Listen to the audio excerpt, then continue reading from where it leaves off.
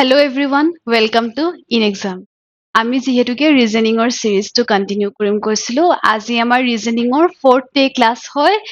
And আমি same আগৰ নিচিনাকে আজি ৰিজনিঙত কি কৰিছো সিটিং এৰেঞ্জমেন্টৰ টপিকটোৱে লৈ আহিছো যিহেতুকে সিটিং এৰেঞ্জমেন্টৰ টপিকটো অলপ ব্ৰড হয় এন্ড তাৰ কুৱেশ্যনছ ভেৰিয়াছ পেটাৰ্ণত আহে লাইক চাৰ্কুলাৰ এৰেঞ্জমেন্টত হওক লাগিলে লিনিয়াৰ এৰেঞ্জমেন্টত হওক বা পেৰেলেল সিটিং হওক সো ভেৰিয়াছ কুৱেশ্যনছ আহে ঠিক আছে তো আমি কি কৰিম এতিয়া আজি যিহেতুকে মই আৰু এবাৰ ক'ব বিচাৰিছো যে যিহেতুকে গুৱাহাটী হাইকোৰ্টৰ এক্সামটো বহুত ওচৰ চাপি আহিছে এণ্ড আমি গম পাওঁ যে এডিআৰই হওক বা এপিএছচি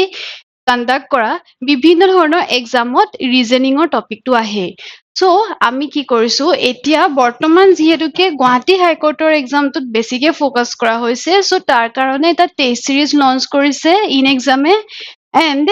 সেইটো টেষ্ট চিৰিজ আপোনালোকে 199 ৰুপিজত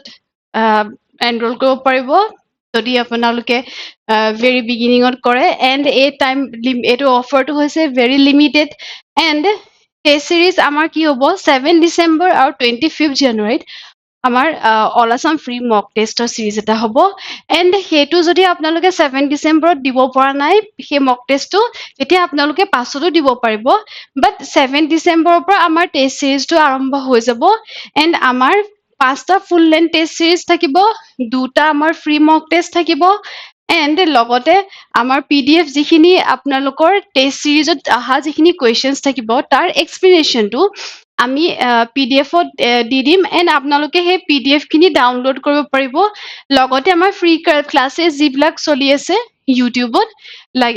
অভ্যাসৰ হওক লাগিলে চিৰিজটো বা ৰিজনিঙে হওক এণ্ড আমাৰ কোৱান্সৰ চিৰিজো ষ্টাৰ্ট কৰিব তো তেনেকে আমাৰ কি হ'ব আপোনালোকে তাৰ পৰা ক্লাছেছ খিনি চাব পাৰিব এণ্ড যিহেতুকে জেনেৰেল নলেজৰ ক্লাছ হৈ আছে আমাৰ এণ্ড আছামিজৰ পৰ্চনটোৰ পৰা Assam specially Assam specific questions মানে বেছিকে দিয়া হ'ব আমাৰ ইয়াত এই টেষ্ট চিৰিজটোত ঠিক আছে এণ্ড জানিবৰ বাবে আপোনালোকে লুচেণ্টৰ যিটো পৰ্টেল আছে তাত গৈ ইয়াত আপোনালোকৰ লিংক আছে ইয়াত নাম্বাৰ আছে তাত গৈ আপোনালোকে কণ্টেক্ট কৰিব পাৰিব তো আজি আমি ক্লাছটো ষ্টাৰ্ট কৰো ইয়াত এটা কুৱেশ্যন দিছো সেইটো হৈছে চাৰ্কুলাৰ চিটিঙত ঠিক আছে তো চাৰ্কুলাৰ চিটিঙত ইয়াত কুৱেশ্যনটোত কোৱা হৈছে যে RST these all are seated in a circle so এটা চাৰ্কুলত আছে কৈছে and facing the center so ইয়াত ইনফৰমেশ্যনৰ মতে কি হৈছে RST কি হৈছে চেণ্টাৰত ফেচ কৰি আছে ঠিক আছে এণ্ড আৰু দিছে আমাক DEF ক'ত বহি আছে কৈছে সেম চাৰ্কুলাৰ এৰেঞ্জমেন্টত আছে বাট DEFত কি হৈছে ইয়াত এটা কৈছে two of them are not facing center that means only one is facing the center and other two are not facing the center that means facing outside ঠিক আছে so এতিয়া আমি ইনফৰমেশ্যনত গম পাইছো যে আমাৰ ইয়াত এৰেঞ্জমেন্টত আছে 6টা পাৰ্চন ঠিক আছে 1 2 3 4 5 6 6টা পাৰ্চন আছে এণ্ড ইয়াৰ পৰা আমি আৰু এটা ইনফৰমেশ্যন এতিয়া পাম যে R is second to the left of F so আমি এতিয়া গম পাই গলো যে F ৰ লেফ্ট চাইডে কি আছে R আছে তো যদি ইয়াত F আছে and second to the left of F so F ৰ লেফ্ট হ'ব এইটো চাইড that means R ইয়াত থাকিব এইটো ফাৰ্ষ্ট হৈ যাব পজিশ্যন এইটো ছেকেণ্ড হৈ যাব so ইয়াত R থাকিব ঠিক আছে দেন নেক্সট আমাক কি কৈছে S is second to the right of D ইয়াত ইনফৰমেশ্যন দিছে S আৰু D বাট আমি এতিয়ালৈকে গম পোৱা নাই যিহেতুকে S আৰু D একো ইনাফ ইনফৰমেশ্যন ফাৰ্ষ্টত পোৱা নাই so আমি এইটো স্কিপ কৰিম ঠিক আছে আমি কোনটো চালো এইটো চালো নেক্সট আমি চাম F আৰু R ৰ লগত কিবা আৰু ইনফৰমেশ্যন আছে নেকি so F ৰ লগত এইটো ইনফৰমেশ্যন পাইছো ঠিক আছে F is second to the right of D so এইটো ইনফৰমেশ্যন পাইছো আমি এইটো ইনফৰমেশ্যন পুট কৰিব চাম F second to the right of T মানে Tৰ second rightত মানে F আছে ঠিক আছে তেতিয়াহ'লে F ইয়াত হ'ব যদি F ৰ লেফ্ট চাইড যদি এইটো হয় that means F ৰ ৰাইট চাইডটো এইটো হ'ব ঠিক আছে নেক্সট আহি গ'ল ইয়াত দিছে D is seated next to R যেহেতুকে R আছে আমি গম পাওঁ বাট নেক্সট টু R মানে ইয়াত ডি আমি ক'ত ক'ত পাম ডি ইয়াতো থাকিব পাৰিব ডি ইয়াতো থাকিব পাৰিব বাট আমি এতিয়ালৈকে গম পোৱা নাই যে ডি এক্সেক্টলি কোনটো জেগাত থাকিব নেক্সট আমি চাওঁ আহক ইয়াত কি কৈছে S is second to the right of D and ইয়াত কৈছে T লগত ইনফৰমেশ্যন আমি যিহেতুকে আৰু এটা পাইছো এটোত কৈছে E is third to the left of T that means T left side to কি হ'ব এইটো side হ'ব and T third left ত কি আছে E আছে that means ইয়াৰ পৰা D টো গুচি যাব ইয়াত E বহি যাব ঠিক আছে and next আৰু ইনফৰমেশ্যন আছিলে আমি যিহেতুকে D টো গম পাই গৈছিলো ক'ত আছে next to R আছিলে D আমি ইয়াত পুট কৰি দিলো and আমাৰ কি বাকি থাকি গ'ল সেইটো হৈছে আমাৰ R yes S টো বাকি থাকি গ'ল ঠিক আছে S টো বাকি থাকি গ'ল সো আমাৰ এৰেঞ্জমেন্টটো কি হৈ গ'ল সাৰ্কুলাৰ এৰেঞ্জমেন্টটো এনেকুৱা হৈ গ'ল ঠিক আছে সো নেক্সট আমি এতিয়া আমি কি কৰিলো ইয়াৰ পৰা আমি সাৰ্কুলাৰ এৰেঞ্জমেন্টত মানে বহাবৰ কাৰণে শিকিলো ঠিক আছে আকৌ আমি নেক্সট এটা কোৱেশ্চন কৰিম সেইটো হৈছে লিনিয়াৰ এৰেঞ্জমেন্টৰ ইয়াত কৈছে যে 4 children are sitting in a row and A is আমি কি গম পাইছো 4 children are sitting in a row so চাৰিটা প্লেচমেন্টৰ কাৰণে প্ৰভিজন ৰাখি দিলো এটা কি কৰিব লাগিব A is occupying the seat next to B মানে B ৰ পাছত A ঠিক আছে B ৰ পাছত A আহিব বাট আমি কি গম পাইছো ইয়াত কৈছে যে আমি যেহেতুকে তাৰ ইনভেটু ইনফৰমেশ্যনৰ পৰা আমি এনেকে আমি প্লেস কৰিব পাৰিলো ঠিক আছে নেক্সট কৈছে যে বাট নট নেক্সট টু C ঠিক আছে A মানে C নেক্সটত নাই দ্যাট মিন্স আমি কি কৰি দিম আমি C ইয়াত পুট কৰিব নোৱাৰো ঠিক আছে আমি ইয়াতো C পুট কৰিব নোৱাৰো ঠিক আছে তো আমি কি গম পালো যে ইয়াৰ এৰেঞ্জমেন্টত আমি গম পালো যে এটো এইকিটা নহব সো ইয়াত ই এ হৈ গল ইয়াত ঠিক আছে এন্ড ইয়াত কি কব তেতিয়া if C is not sitting next to D D নহয় ঠিক আছে C is not sitting next to D কৈছে ঠিক আছে এন্ড কৈছে যে yes C is not sitting next to D তো আমাৰ ইয়াত কি কৰিম আমি ইয়াত এনেকে পুট কৰিম যে ইয়াত হ'ব D ঠিক আছে এন্ড যেহেতুকে এইটো ইনফৰমেশ্যনৰ পৰা গম পাইছো যে D ৰ পাছত C নাথাকে তো আমি D পাছত D ৰাখিব পাৰো সো আমাৰ এৰেঞ্জমেন্টটো হৈছে এটো এন্ড ইয়াৰ পৰা আমি কি গম পাইছো who is or are occupying seat or seats adjacent to D তো D ৰ কাষত কোন আছে D ৰ কাষত আছে A সো ইয়াৰ এনসাৰটো কি হৈ যাব অপচন বি ঠিক আছে সো তেনেকে আমি আৰু এটা কোৱেশ্চন লৈছো এটো কোৱেশ্চনত কৈছে যে 8 students are sitting A B C D E F G H কিহত আছে সার্কুলার টেবুলত আছে ঠিক আছে সো 8টা স্টুডেন্ট আছে এন্ড সার্কুলার টেবুলত আছে ঠিক আছে 1 2 3 4 5 6 7 8 হৈ গল প্লেস কৰি ললো নেক্সট কি কৈছে facing the center of the table not necessarily in the same order but ইয়াত কৈছে যে সবে সেন্টাৰলৈ ফেস কৰি আছে ঠিক আছে আমি এতিয়া চাম যে ইয়াত একচুয়ালি কি ইনফৰমেশ্যন দিয়া গৈছে B and D seat neither adjacent to C মানে B আৰু D ৰ আশে পাশে মানে C নাথাকে ঠিক আছে তাৰপিছত কৈছে যে nor opposite to C B আৰু D মানে B আৰু D যদি ইয়াত থাকে তেতিয়া C ইয়াতো নাথাকিব and C এইটো সাইডেও নাথাকিব ঠিক আছে নেক্সট কৈছে যে ইয়াত A sits in between E and D so এটা ইনফৰমেশ্যন আমি পাই গলো ঠিক আছে নেক্সট কি হল আমি এটোৰ পৰা গম পাইছো যে ইয়াত C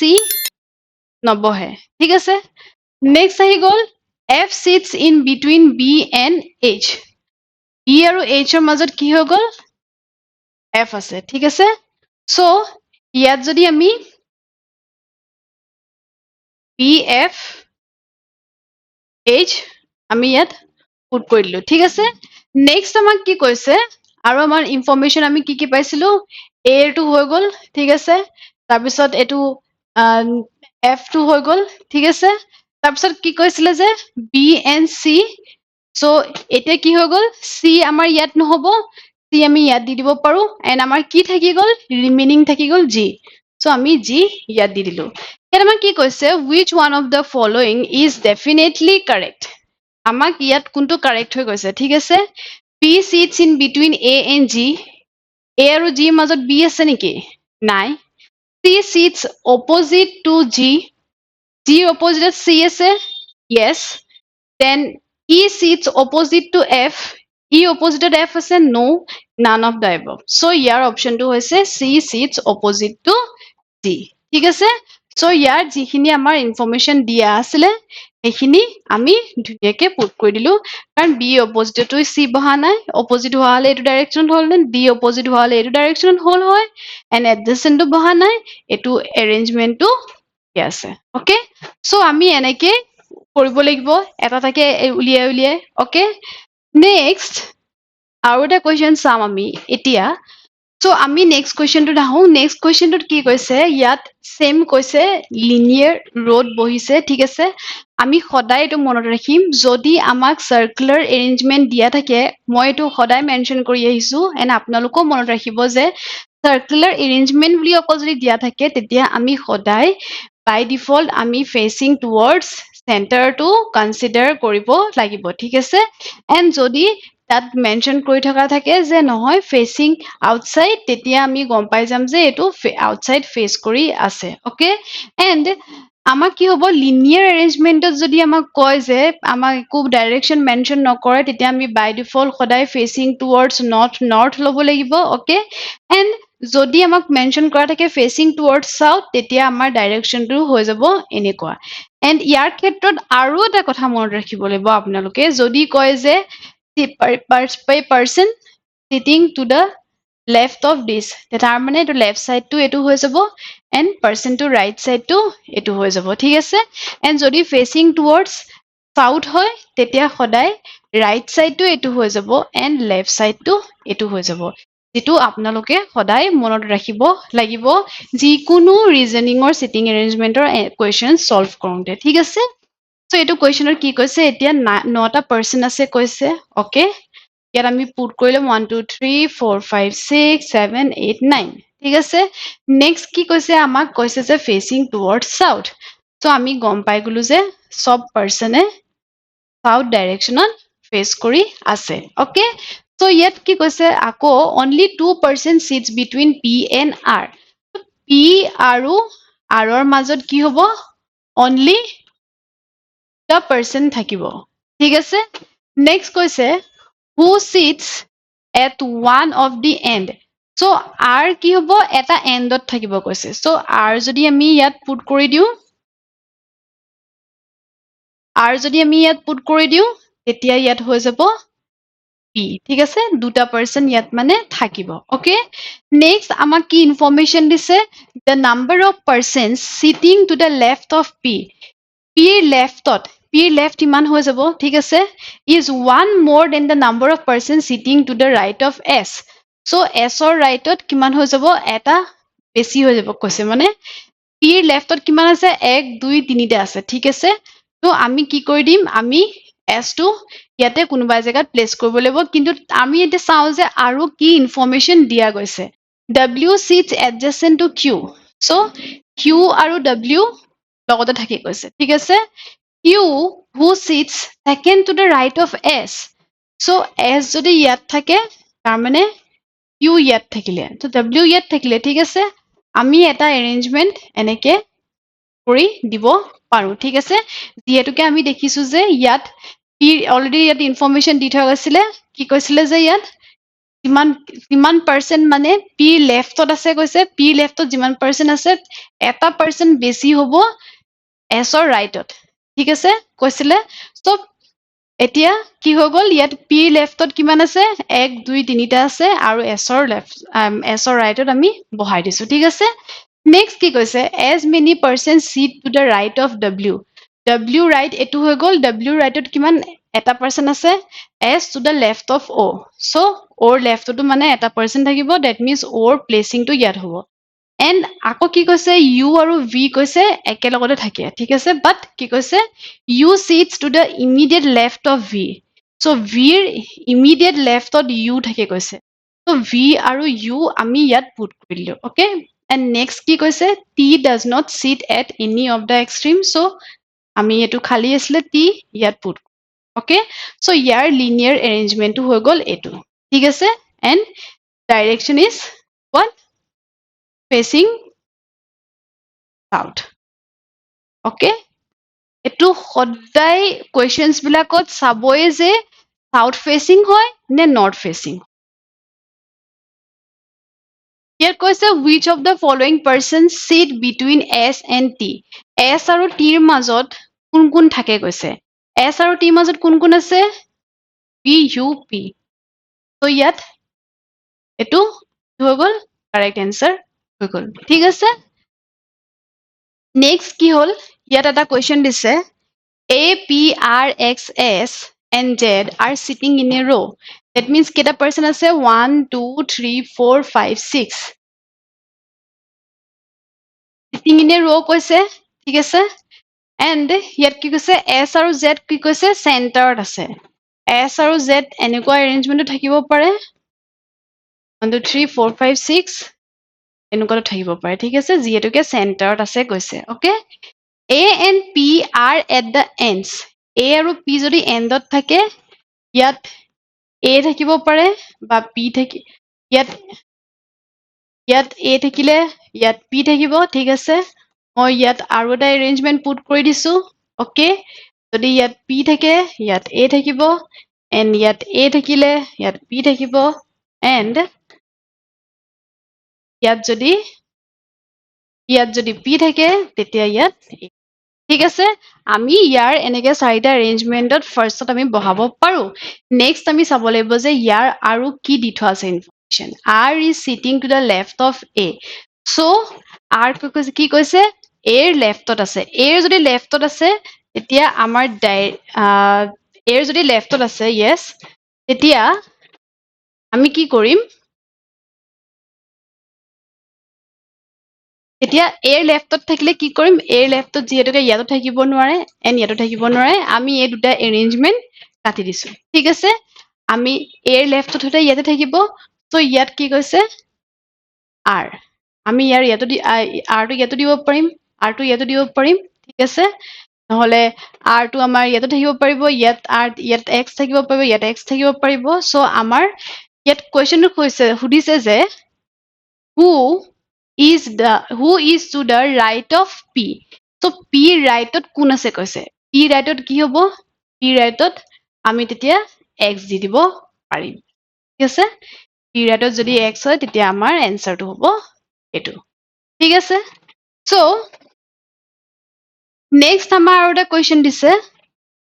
A, B, C and D sitting on a bench. A is sitting next to B. So B ৰ নেক্সটত কি আছে A আছে কৈছে, okay? And ইয়াত কেইটা পাৰ্চন আছে 1 2 3 4 5 1 2 3 4 5, ঠিক আছে, পাঁচটা আছে। A is sitting next to B, এইটো হৈ গ'ল, okay? C is sitting next to D, so C is sitting next to D, okay? এইটো হৈ গ'ল। D is not sitting with E, D E লগত নবহে, okay? So আমি কি কৰি দিম, যদি D আৰু C এনেকে বহে তেতিয়া E বেলেগ চাইডে বহিব, okay? E who is on the left end of the bench, বেঞ্চৰ লেফ্ট এণ্ডত কি আছে E আছে, আমি যিহেতুকে এতিয়া গম পাই গলো যে লেফ্ট এণ্ডত মানে E আছে, okay? C is on the second position from the right, okay? ৰাইটৰ পৰা C second positionত আছে, so এইটো যদি ফাৰ্ষ্ট হৈ গ'ল এইটো C এইখিনিত second position হ'ল, okay? A is to the right of B and E, B আৰু E ৰ ৰাইটত আছে, ঠিক আছে? B আৰু E আমি তেতিয়াহ'লে কি কৰিম, আমি B sorry 1 2 3 4 5 ইয়াত A পুট কৰি দিলো, okay? And কৈছে A and C are sitting together কৈছে, A আৰু C একেলগে বহে and A is to the right of B and E, okay? And ইয়াত আৰু কি কৈছে B আৰু A ও একেলগতে বহে কৈছে B A C আমি এনেকে পুট কৰি দিব পাৰো and next কৈছে D is not sitting with E, okay? আমি গম পাই গলো then এটো হৈ গল, okay? And who is on the left hand put কৰি দিলো হৈ গল and C is on the second position from the right hand. So কি হৈ গল second position হৈ গলে C আমাৰ ইয়াত হৈ যাব B A C পুট কৰি দিলো and ইয়াত কি হৈ যাব D বাকি থাকিলে D ইয়াত আহি গল ঠিক আছে so ইয়াত কি হৈ গল in which position A is sitting A ক'ত আছে কৈছে A কিহৰ মাজত আছে A B আৰু C ৰ মাজত আছে এটো হৈছে ইয়াৰ কাৰেক্ট আনসাৰ ঠিক আছে so এনেকে আমি উলিয়াই আমি এটা এটা পাৰ্ট কে আমি পুট কৰি যাব লাগিব and patience ৰাখি যিহেতুকে আমাৰ কি হয়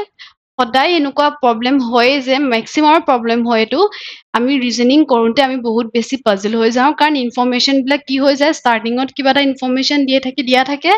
এন্ড কেতিয়াবা লাষ্টত কিবা এটা ইনফৰমেশন দিয়া থাকে যেটো আমি মানে এৰেঞ্জমেন্টত পুট কৰিব পাৰো যেটো মানে ফ্যামিলিয়াৰ হয় আমি লগতে মানে কানেক্ট কৰি লৈ যাব পাৰো তো সদায় আমি কি কৰিব লাগে যে আমি কেতিয়াবা আমি লাইন বাই লাইন নপঢ়িলেও কেতিয়াবা আমি জাম্প কৰি এটা স্টেটমেন্ট পঢ়িলেও আমি তাৰ পৰা মানে আমি সেই এনসাৰটো পাই যাও এন্ড পেশেন্স ৰাখিয়ে আমি এখিনি সলভ কৰিব লাগিব ওকে সো এটো আমাৰ আসলে লাষ্ট কোৱেশ্চন আজিৰ এন্ড নেক্সট আকৌ ক্লাছত সেম আমি সিটিং এৰেঞ্জমেন্টৰে কোৱেশ্চনস লৈ আহিম বিকজ তাতো কিছুমান এনেকুৱা কোৱেশ্চন থাকে যেটো আপোনালোকৰ এটা ডাইৰেকশন এনেকে থাকিব এটা ডাইৰেকশন এনেকে থাকিব ঠিক আছে এনেকুৱা কোৱেশ্চনসও আহি যায় যিহেতুকে আজিকালি আমি দেখিছো কোৱেশ্চনৰ ডিফিকাল্টি লেভেল বিলাক ইনক্ৰিজ হৈ গৈ আছে তো হিমানে কম্পিটিশন বাঢ়ি গৈ আছে সো আমি মানে ৰেডি হৈ থাকিব লাগিব যিকোনো কোৱেশ্চন সলভ কৰিবৰ কাৰণে ঠিক আছে সো আমাৰ ইন এক্সামৰ গ্ৰুপত আপোনালোকে টেলিগ্ৰাম চেনেলত আপোনালোকে অলৰেডি পাই যাব পিডিএফ টো আমি প্ৰতিটো ক্লাছৰ পিডিএফ আমি তাত দি দিও ঠিক আছে এন্ড কি কৰিব আপোনালোকে যেটো অলৰেডি ইনফৰমেশন দিছো মই ভেৰি বিগিনিং অফ দা ক্লাছতে কৈছো যে আমাৰ যেটো এটো গুৱাহাটী হাইকোৰ্টৰ সিৰিজটো আৰম্ভ কৰিছো মক টেষ্টৰ আপোনালোকে ইয়াতে গৈ এনৰোল কৰিব পাৰিব এন্ড ফ্ৰী মক টেষ্ট হিচাপেও আপোনালোকে দিব পাৰিব যদি আপোনালোকে ৰেডি নহয় তেতিয়া এই ফ্ৰী মক টেষ্টটো পাছতো দিব পাৰিব ঠিক আছে তো ইমানে আছিল আজি আমাৰ ক্লাছ আমি আকৌ নেক্সট ৰিজনিংৰ ক্লাছটো লৈ আহিম same with sitting arrangement questions and thank you so mass